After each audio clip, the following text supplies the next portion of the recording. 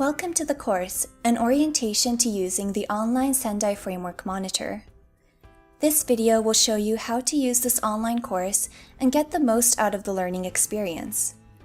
As you navigate through the course, we recommend that you use the arrows on this top scroll bar to move through the course content.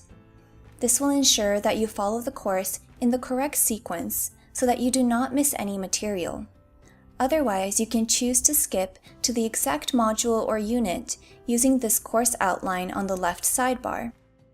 However, if you would like to receive a certificate of completion at the end of this course, keep in mind that you will need to go through all of the required course content and complete related quizzes. Not all units have quizzes. Units with quizzes have this icon and quiz noted on the course outline to the left. You can also keep track of which units have quizzes by downloading the course outline in the introduction page. When you complete quiz problems, you will receive instant feedback on your responses. By clicking Show Answer, you can see the explanation for the correct answer. You can check your progress by clicking on the button Progress at the top of this course.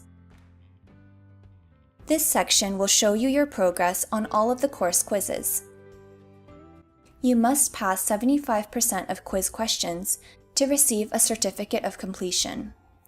Once you complete all quizzes and pass 75% of questions or more, your certificate will become available for download in the same progress page. Ensure that your full name is inputted into the system under Account to have your full name in your certificate. A big part of this course is the social aspect. We highly encourage you to use discussion boards to ask questions, share ideas, and connect with other Sendai Framework Monitor users, course participants, and staff. Discussion boards are always available at the end of each module.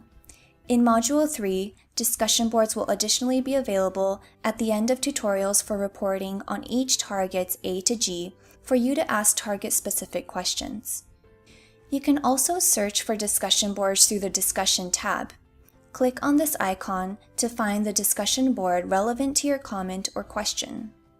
You can engage with posts by voting for good posts and responses, reporting inappropriate or unrelated posts, and to follow or unfollow posts.